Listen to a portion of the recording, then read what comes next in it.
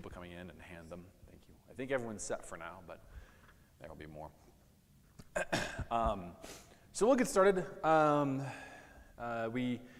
may recall last week we stopped. We didn't finish everything that I had planned to cover. For your purposes, the first bullet point on the handout showed up at the end of last week's handout. So we're rolling some stuff over from last week. We're focused today, as we were last week, on the question of what are wrong ways to handle God's gifts, both spiritual and temporal. And to be clear, we're not looking for wrong ways. We're looking at the ways that God, the activities, the behaviors that God condemns, behaviors, activities, attitudes towards God's gifts that he says are wrong or out of bounds. So we will begin with a word of prayer, and then we'll get underway for today. Father God, thank you for this chance to be here together. Thank you for your word, which guides us. It is a lamp to our feet and a light to our path. It lays out for us how we ought to act and how we ought not to act. So as we spend more time today, Lord, looking at examples from your word that express how we ought not to act in regard to your gifts to us, as we spend time listening to and studying some direct teaching, I ask that you would grant that this time would be useful. Give us focus, clarity of mind, and may we be built up with this time in your word. In Jesus' name, amen. So, as you may recall, last week we spoke about some pretty harrowing judgments or warnings from the book of 1 John. We talked about how 1 John, in a somewhat, the nice word is recursive, which means kind of circling back upon itself in a recursive way. 1 John chapter 3 equates murder and hatred to closing, the attitude and the action of closing your heart to the brother in need. We talked about how this is kind of concerning, because it is easy for us to slip into the sin of closing our heart to the brother in need, whether that is seeing someone in material, temporal need, financial, food. I use the example of the person whose car was broken down and we just drive away without trying to help them. Whether it's material need or spiritual need. We talked about how 1 John seems to suggest that those who close their heart, the brothers, all of us, who close their heart to the brother in need, do not have the love of God in them, which is, again, it's pretty daunting to think about. We also talked about how the gifts that God has given us are given to be used. He does not give us gifts for us to hoard, specifically material gifts, but the spiritual gifts as well. If you are gifted with hospitality, for instance, you ought to exercise that gift. For those of you who have just come in, Joshua has handouts for you if you would like. So with that in mind, with those two postulates in mind, we're going to move on to Ephesians chapter 5, verses 1 through 5 to begin. This is fairly straightforward, and yet, as we saw last week with 1 John, it's a bit on the convicting side. So can I get a volunteer to read Ephesians chapter 5, verses 1 through 5? Please. Joe. Yes.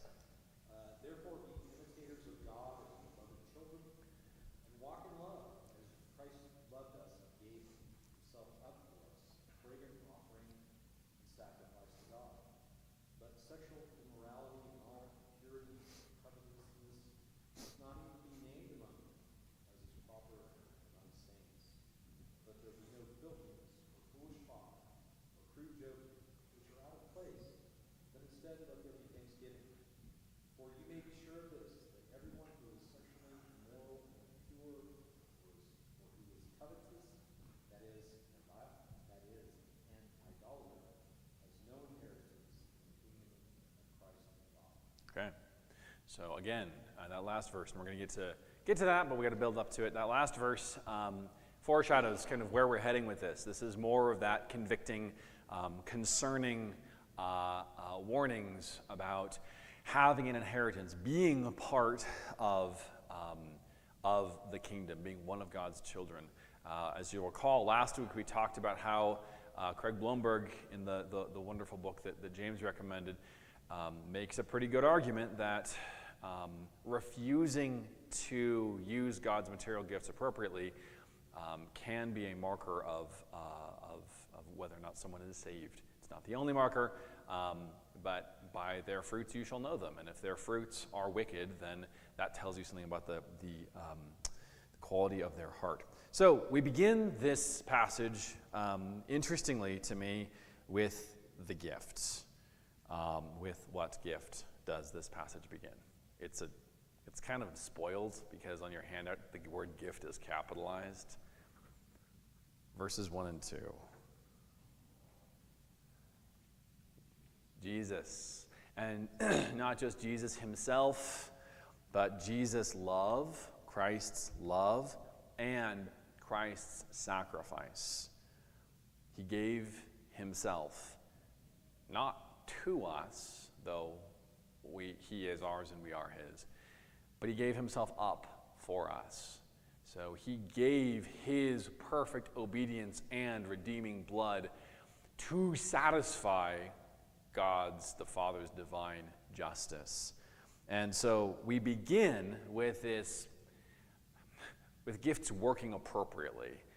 Jesus gives himself, and because he is perfect and because God's justice is perfect, therefore, the outcome is what we are. It works. The outcome works. We are beloved children. We are able to walk in love because of how the gift giving of Christ, of himself, giving himself up for us, how that process went as it should. That is best practices. That Christ giving himself fulfilled God's plan, and it had the effect that was intended. From here, then, and I think with that important context, we turn to gifts being perverted. So this is an interesting little list. There are four, and again, your handout spoils these. There are four different types of condemnation, of sins that are condemned here. What are they? What's the first one? Sexual immorality, impurity, greed, and the last one is kind of diffuse in verse 4. Foul speech, coarse jesting, filthiness or foolish talk, vulgar joking. So all of these sins, it's kind of strange that Paul would say, Jesus gives himself up for us. It follows logically because he is telling us, the Ephesians and us, his audience, to be imitators of God, walk in love. But then he goes to some very specific sins: sexual immorality, impurity, greed, and foul speech. Each of these sins, and this is not the only reason they're here, but it's an interesting reason. It's part, I think, of their value here. Each of these sins perverts a gift that has been given, or each of these sins is a wrong response to a gift that God has given us. So what might sexual immorality be a perversion of? Marriage, God's gift of sexuality, like appropriate sexuality, okay? What might impurity? This is more broad. I think he's using impurity somewhat differently from sexual immorality. They may have some overlap, but he is distinguishing them. So what might impurity be a perversion of? What gift might be? Who is pure? Christ. God himself is pure. His image, the Imago Dei, the image of God was pre-fall perfect. Now the fall corrupted that. And as we continue in our impurity, whatever that word means, whether it's sexual impurity or an an impurity of the mind, letting sinful thoughts dominate how we reflect on God's creation, God's world. This is, I would suggest that the impurity here would be, we were made in God's image, we are still in his image, and impurity would be a perversion of that gift. Greed, specifically, he's kind of framing it, greed and covetousness, these are material, these are at the material plane. What gift might this sin be a perversion of? What? Yeah, and specifically material providence, good things. God gives us what we need, all that's necessary for life and godliness, and everything that keeps us going. And greed would be a wrong attitude and wrong actions toward these material things that God gives us. What about foul speech? What might that pervert? Are we given the gift, the unique gift of rational thought, of speech which can communicate meaning and beauty, joy and importance, warning? These are all gifts from God. Yeah, Adam.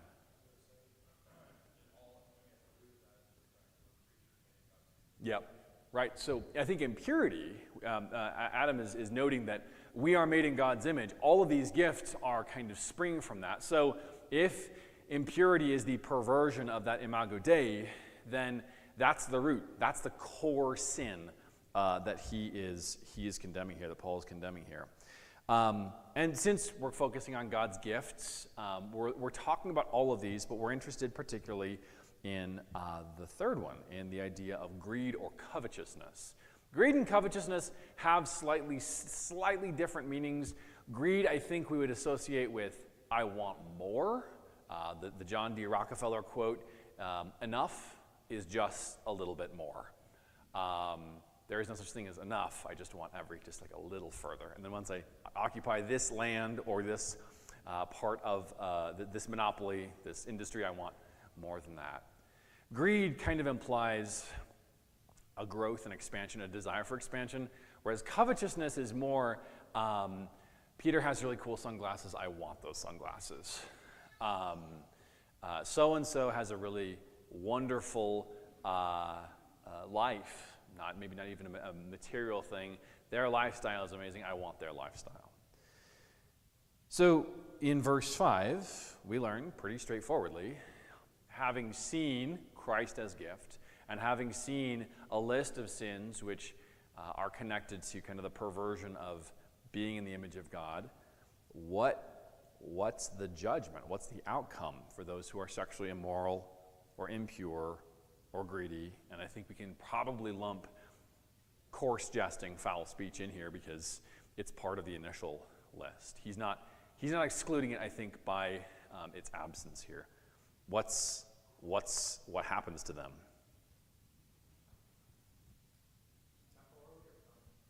What's that? Let's say permanently. Let's say what is the condemnation, the judgment that is being handed out in at the end of verse 5? No inheritance in the kingdom.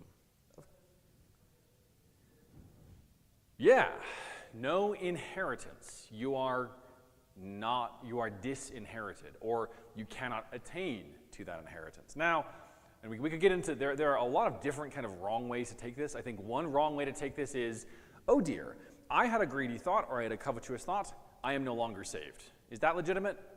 Taking the rest of Scripture in context? No. That's not what Scripture tells us. Christ's blood is efficacious. God's plan is powerful. My sins, horrible as they are, cannot overwhelm the power of his blood such that I lose my salvation. Even when we're redeemed, are we still going to sin? Yes. We should fight it. We should hate our sin. We should resist it. But this is not like once we are redeemed, we are not immediately fully perfected.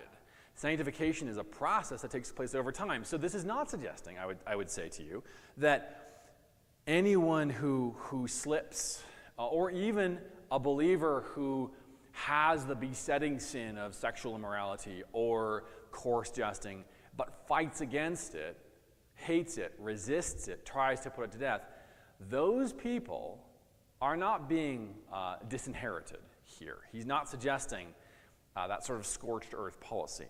But I would say we can't deceive ourselves.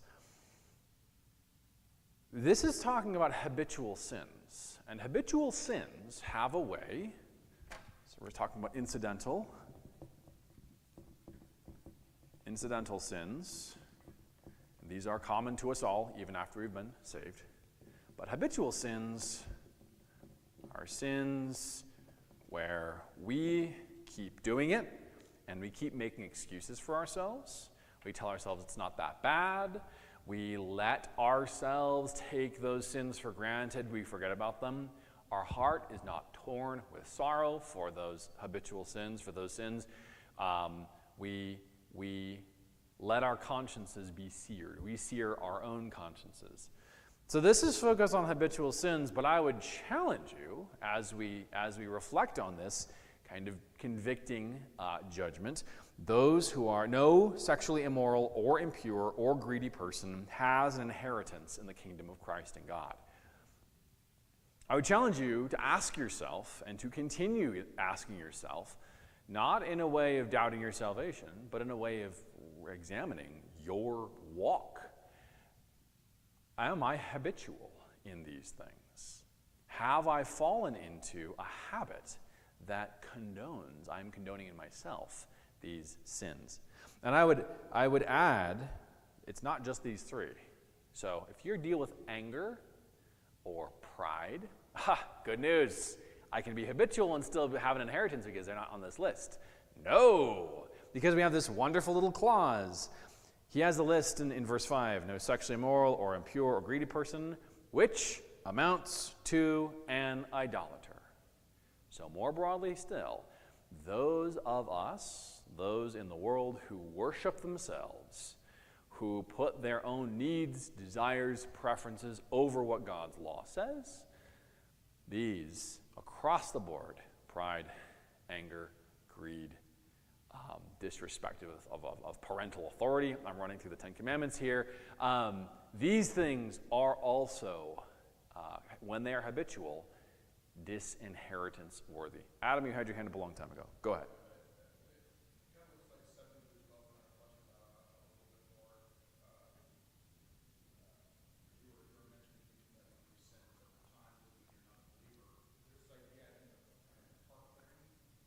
Yeah. Yep.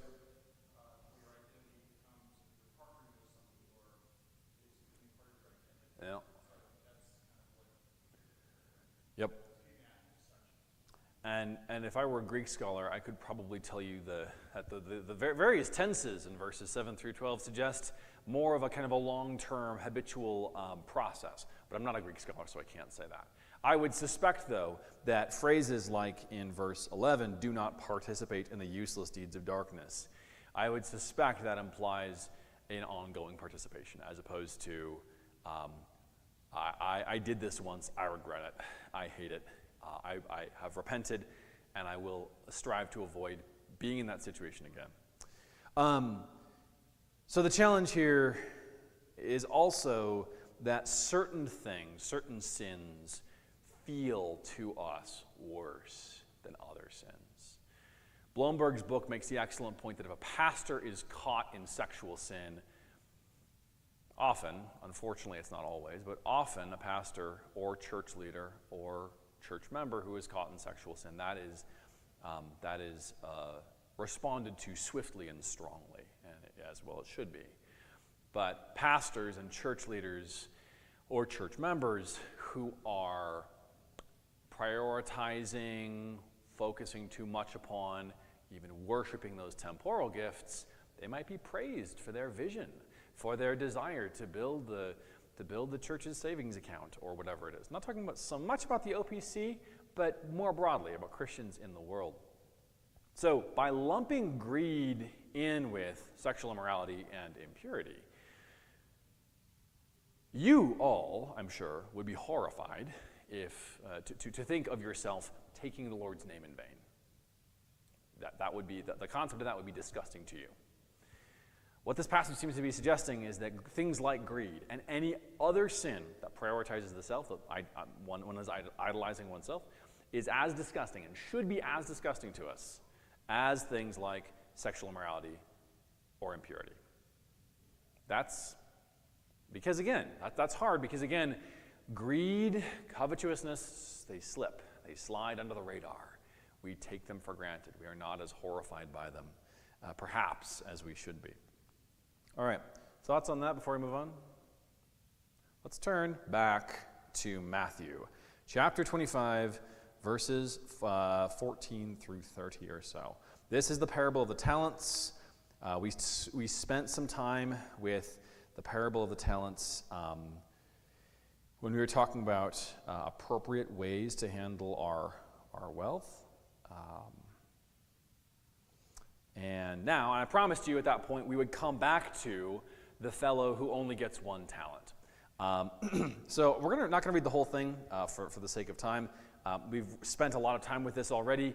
I'm going to ask for a volunteer to read verses 14 through 19 and then pick up from verses 24 to 30. So someone to read Matthew 25, 14 through 19, please.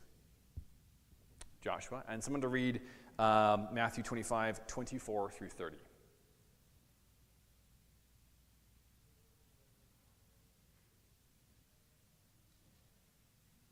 Thank you, Mariah. Okay, go ahead, Joshua. For it will be like a man going on a journey, who called his servants and entrusted to them his property. To one he gave 5 talents, to another 2, to another 1, to each according to his ability. Then he went away. He who had received the 5 talents went at once and traded with them, and he made 5 talents more. So also he who had the 2 talents made 2 talents more. But he who had received the 1 talent went and dug in the ground and hid his master's money. Now after a long time, the master of those servants came and settled accounts with them. Thank you. And then in the intervening verses, as you know, the guy with the 5 talents, he produces his return on investment, and the master says, "Well done, good and faithful slave." Same thing with the one with the 2 talents. We pick up at verse 24. Go ahead, Mariah. He also who had received the 1 talent inquired, saying, Master, I knew you to be a hard man, reaping where you did not sow, and gathering where you scattered no seed. So I was afraid, and I went and hid your talent in the ground. Here you have seen what is yours. But his master answered, You wicked and slothful servant, you knew that I reap where I had not sown, and gather where I scattered no seed. Then you ought to have invested my money with the bankers, and at my coming I should have received what was my own with interest. So take the talent from him and give it to him who has the 2 talents. For to everyone who has, more will be given, and he will have an abundance. But from the one who has not, even what he has will be taken away. And cast the worthless servant into the outer darkness. In that place there will be weeping and gnashing of teeth. Thank you. So, what does the master expect his servants to do? It says that, where is it? In verse 15, gave 5 to one, to another 2, to another 1, each according to his own ability. What does the master expect these servants to do? Yes, produce a return. But based on the whole passage, even more fundamentally than that, to use it. I would say further still, the master expects his servants to obey as best they can. And it is unspoken, at least as it's narrated here, but the one who has 5 talents, does he understand the assignment? Does the fellow who gets 5 talents understand what his master expects? Yes. And does he obey? Yes. And the same with the one who receives the 2 talents. Does the man given 1 talent understand? Does he understand what the master expects and desires? Yes. Because he tells on himself. One of my favorite things about being a parent of young children is that when my children are misbehaving, they're still pretty honest. If I say, why is so-and-so screaming? Oh, because I hit her in the face with this broom. Like, it's very straightforward. In the same way, this fellow who receives 1 talent tells on himself. He says, no, I did not. I did not do what you expected. Now, he has a complaint or a justification for his behavior. Does this justification make sense in context of how the master responds? He says, I knew you were a hard man. I was afraid. I hid your talent in the ground. Is this a reasonable set of responses? If you know your master is a hard man, you know what he expects, and you're afraid. He doesn't want to lose it. In the Luke version of this parable, there's another wrinkle where the master is sent to go get a kingdom, and his citizens send after him and say, we hate this guy, don't give him the kingdom. He gets the kingdom anyway, he comes back, then all this talent stuff happens. At the end of that version of this, the master then says, and everyone who sent the complaint after me, slaughter them. Bring them before me and have them slaughtered.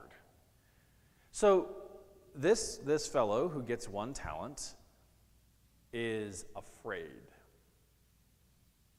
And he makes a decision to bury the talent in the ground. Could he have done what his master suggested with the bankers? Yeah. Would that have been more obedient than hiding it in the ground? Now, it's not clear, and this is a parable, so it's quasi-fictional. It's not clear, I don't think it's particularly useful to talk about his psychological reasons. It's not clear that he doesn't seem to be defiant. I wanted to stick it to you. I wanted to sabotage your cash flow, and the best way for me to do that was to leave your money in the ground. There's no sense of that. He says, I was afraid, and so I took an action. His master says you should have done something equally lazy, probably the physical exertion of taking the talent to the bank would have been equivalent to the physical exertion of digging a hole deep enough to hide the talent. Theoretically, it's about a wash. Is the master concerned? So he refers to the faithful servants as good and faithful. He refers to this fellow with 1 talent as wicked and lazy. Is he really deep down concerned about return on investment? Is he concerned about cash flow? Or is he more concerned about something else?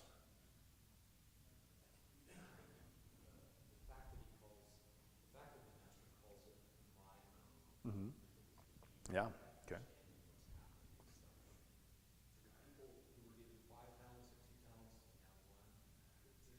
Yeah.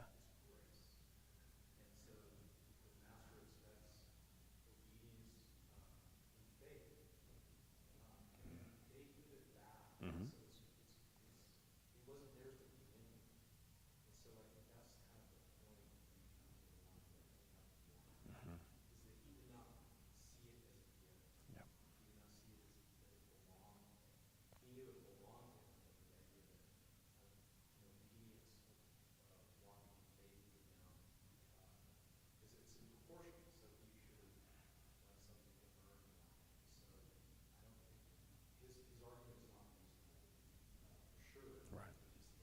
Yeah. So Joe is pointing out that the 2 men that receive a full talent, they respond with some degree of faith. They take the money that they know is not theirs, but they have been entrusted with it, and then they go and do in faith what they are told to do or expected to do. This fellow, who again, according to his ability, so when he got 1 talent, it was clear. He was not supposed to return 5 talents return on investment. This is not supposed to be a 500% increase. All that was required was something. The master doesn't even say, I wish I had gotten a total of 2 talents back from the bank. He just says interest. That's all he expects, or all he would have appreciated. But the master seems to be particularly focused on obedience. And the end here, the end, which, as we discussed a bit, is jarring, and in the Luke passage is even more jarring because he's calling for disobedient citizens to be brought before him and slaughtered. The end seems to be more focused on the lack of obedience than on his coffers not being as full as they could be. Let's turn to get a little more perspective on this. Let's turn to Isaiah chapter 55. Can I get a volunteer to read Isaiah 55, 8 and 9, please? Joshua. For my thoughts are not your thoughts, neither are your ways my ways, declares the Lord. For as the heavens are higher than the earth, so are my ways higher than your ways, and my thoughts than your thoughts. Excellent, thank you. Can I get a volunteer to read Romans chapter 9, verses 20 through 21?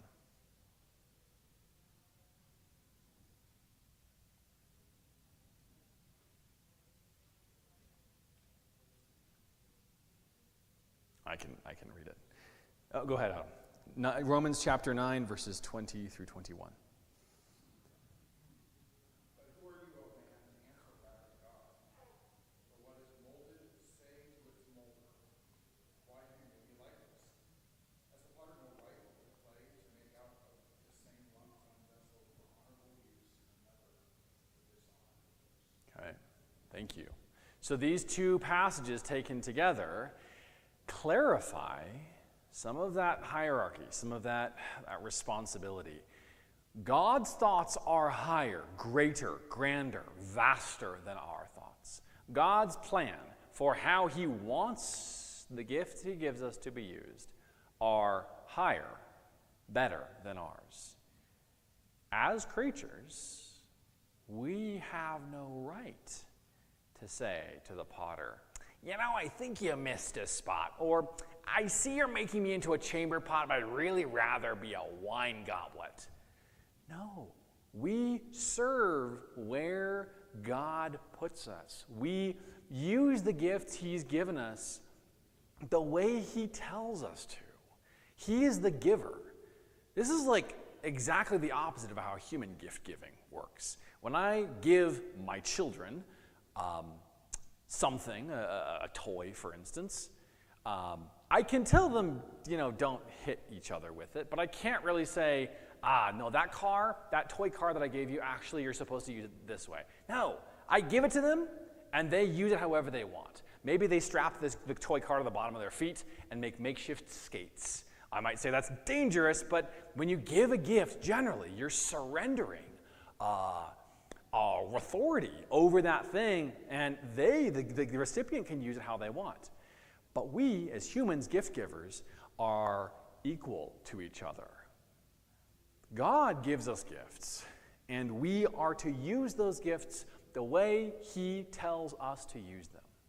He gives us talents, and we have one up on the people in the parable of talents because he tells us, he gives us a whole book on how to use the gifts he's given us. We must obey. We must respond. We must not take those gifts and say, you know what? I know I'm supposed to, taking an example at random, open my heart to the brother in need. But I think I would rather not do that. I think I would rather take these material gifts or these spiritual gifts and use them the way I want to. So this is another piece of the puzzle, how we are not to use the gifts God has given us. Let's close with story time from the Old Testament. Can I get a volunteer? We're going to read two parallel passages that describe the same event with a little bit different, few different details. So can I get a volunteer to read 2 Kings chapter 20, verses 12 through 21? Peter, thank you. And can I get a volunteer to read 2 Chronicles chapter 32, verses 24 through 31?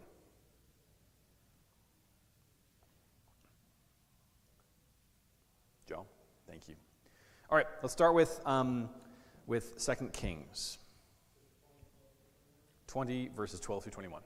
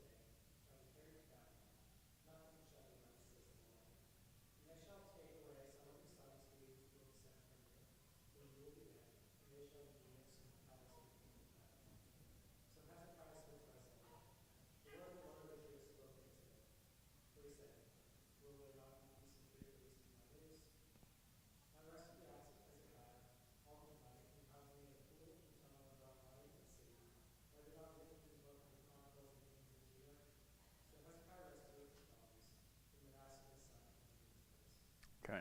Now, before we get into the Second Chronicles chapter piece, which gives us more insight into mindset, let's just kind of look at this as it stands. Do we have an idea, any real idea from this passage, why Hezekiah does what he does? From this passage? Why? What is in his heart? The showing, opening his treasure houses. That part. We don't have much on that. Now, there's a clear, Baradak Baladan shows up and with letters and a present, okay, I'm responding to that. We don't get much from this passage on what is in Hezekiah's heart. And we could characterize Isaiah's kind of response as sort of a you idiot type response. Just from this passage. Now, we're going to get more context in a minute, and it'll become much more clear. And the reproof will be much more clear. But in this response, it seems more to be at the surface level of, what have you showed them? Everything. Well, you're going to lose it all. It all seems fairly surface level. The Lord is saying this, and there is a reproof in this warning. But to get that reproof, we have to turn to 2 Chronicles chapter 32, verses 24 through 31. So whenever you're ready, Joe. In those days, Hezekiah became sick and was at the point of death. He prayed to the Lord, and he answered him and gave him a sign. Hezekiah did not make return according to the benefit done him, for his heart was proud. Therefore wrath came upon him and Judah and Jerusalem. But Hezekiah humbled himself in the pride of his heart, and he and the inhabitants of Jerusalem, so that the wrath of the Lord did not come upon them in the days of Hezekiah. Hezekiah had very great riches and honor, and made for himself treasuries for silver, for gold, for precious stones, for spices, for shields, and all kinds of costly vessels. Storehouses were also for the yield of grain, wine, and oil, and stalls for all kinds of cattle and sheepfolds. He likewise provided cities for himself, flocks and herds in abundance, for God had given him a very great possessions. This same Hezekiah closed the upper outlet of the waters of Gihon and directed them down to the west side of the city of David. And Hezekiah prospered in all his works. And so in the matter of the envoys of the princes of Babylon, who had been sent to him to inquire about the sign that had been done in the land, God left him to himself in order to test him, to know all that was in his heart. Thank you. Yep, that's good. And then the rest of the section is repeating more or less what 2 Kings, how 2 Kings ends. All right, so this gives us more insight into Hezekiah's spiritual journey. So let's get a little timeline going here. What happens at the very beginning of this passage? sick. There's sickness. And then that gives way to, what does he do? He prays.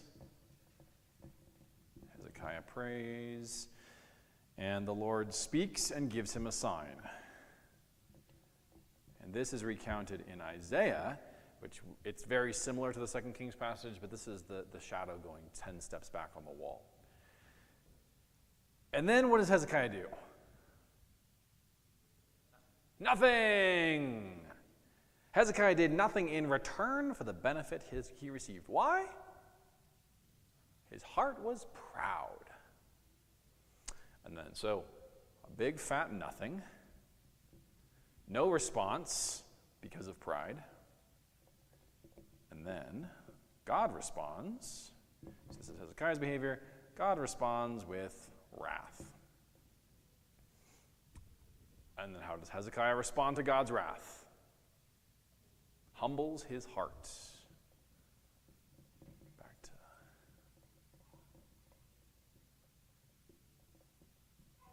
Okay. And then the sort of the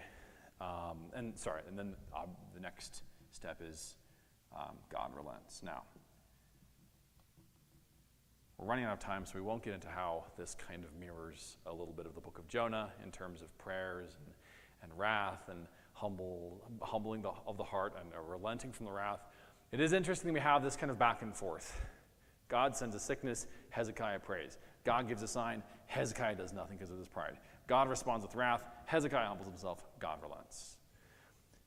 After verse 26, the narrative flow kind of spreads out. It's not quite so clear how things happen back and forth, but this gives us more of a sense of where Hezekiah is at when we get to the matter of the messengers, of the rulers of Babylon.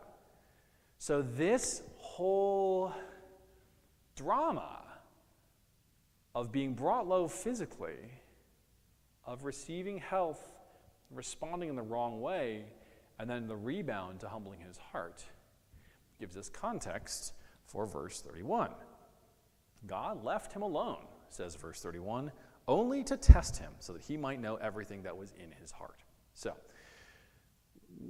taking these two passages together, the sort of character sketch of Hezekiah that we get in 2 Chronicles and the narrative material in 2 Kings, what might be driving Hezekiah's decision in 2 Kings to open his storehouses? Pride. It seems reasonable. It's not clearly stated here, but taken, again, kind of like with 1 John last week, all of it taken together, this is a man prone to pride. This is a man who knows sometimes how to respond and sometimes responds the wrong way. This is a man who struggles with pride, and God is testing him. If the messengers from Babylon happen after all of this, then God's test with them might be to see how legitimate that humbling of the heart was. So the response, the heart response is pride. The active response is bragging. This is perhaps, in some respects, a king showing off to emissaries of another major, somewhat far away nation, look at how important we as a kingdom are. Pride, and specifically pride in himself, pride in his possessions, not a trust in God, but rather a trust in self. As Ephesians might say, this counts as idolatry. This is him, this is Hezekiah resting not in the providence of God, but resting in all of his things, which are detailed in excruciating detail, which are described in excruciating detail here in 2 Chronicles. So given this, we know that the surface of Isaiah's warning is kind of, you idiot, you're going to lose all of this. Where does this wealth come from? All of this material wealth that Hezekiah has? It's God. And 2 Chronicles does a really nice job of explaining that very, very clearly.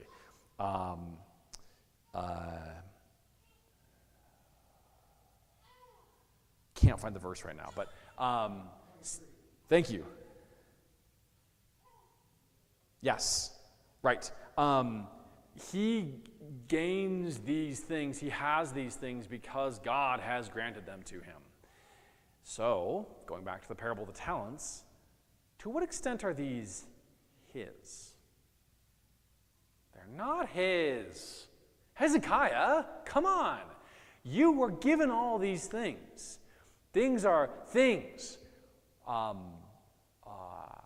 Not just riches and wealth, but growth, infrastructure development. You're building yourself cities. This is pouring in not because of how great you are, Hezekiah, though in his pride, at least to some extent, he believed it was because of him.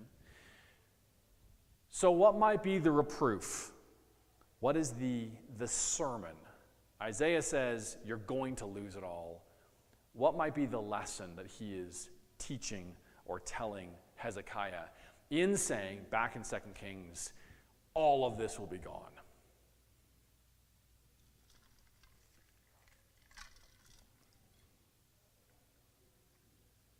If all of this is going to be gone, should you trust in it?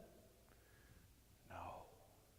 If all of this is going to be gone, and it can be gone in the blink of an eye,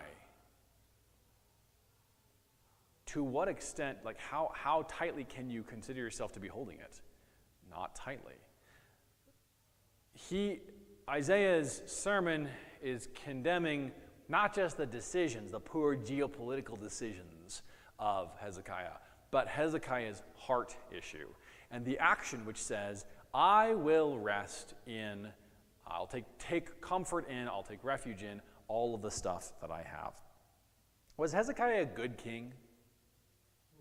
Mostly, yeah. He's one of the ones like in our mental Rolodex of the good ones and the bad ones. He wasn't as great a reformer as some of them, but he was a decent king. He did fairly well. His son Manasseh was a dumpster fire of a person and a king and a spiritual leader. Manasseh was horrible. It stands to reason that Manasseh would be judged harshly. Hezekiah seemed to have a fairly reasonable trust in God. There is this moment of humbling his heart. And in Isaiah, when we have more about the sickness and the prayer and the sign, Hezekiah talks like somebody who has a healthy relationship, a healthy trust in his maker.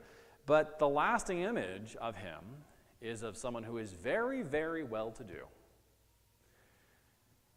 Says a lot of the right things, maybe believes them, maybe, some of the time, but trusts and rests in those things as opposed to resting in the God who continually, again and again, emphasizes, I am in charge. So, Hezekiah would be one who we would say, based on what we see, likely we can expect, based on what the testimony of the scriptures, likely we can expect that he is one of God's people. But this struggle with the greed, with the idolatry, is one that threatens his inheritance, going back to Ephesians. Takeaway for all of this. Being greedy, being covetous, and more broadly, misusing the gifts that God has given us leads to repercussions. Sometimes those are temporal repercussions, as in the case of Hezekiah and his children and the nation of Israel, of Judah. Sometimes those repercussions are spiritual. Sometimes they're both. Greed can be as simple as following my own personal preferences over God's commands. Greed can be taking control, seizing the reins, burying the talent instead of investing it at the bankers, even though both seem, in the face of situations where we don't know, maybe we're not clear what to do, or we know what we ought to do with our gifts, we don't want to necessarily following God's direction is preferable, it's necessary, as opposed to following our own whims, as Hezekiah does when he throws open the doors of the treasury. Questions, comments before we wrap up? All right. Vern.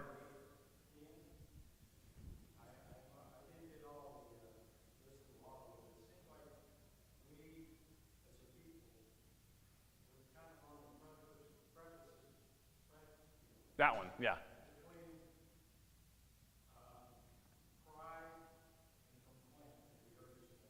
Absolutely. Yeah.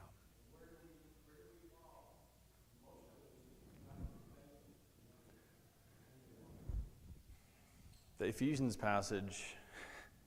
This is so Vern's noting that we are kind of wavering on the knife edge between pride and complaint, and he's suggesting that being thankful is the way out. I love that the antidote to foul speech is being thankful in Ephesians chapter 5.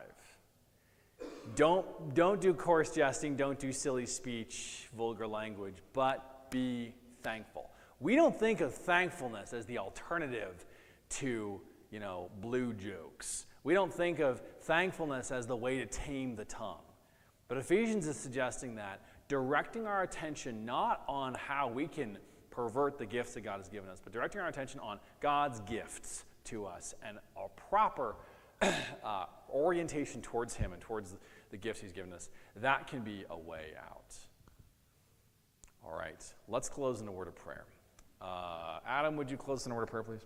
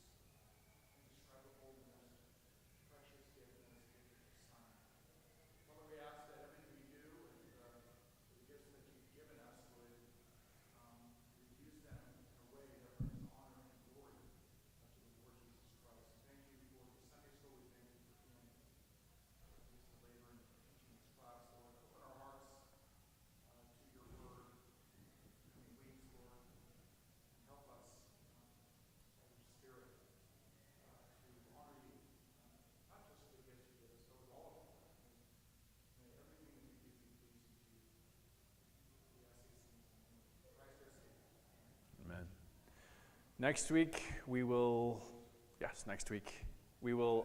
turn at long last to the positive. What ought we to do with the gifts God has given us? And a lot of that has been clarified in the negatives, but we're going to spend next week focused on that.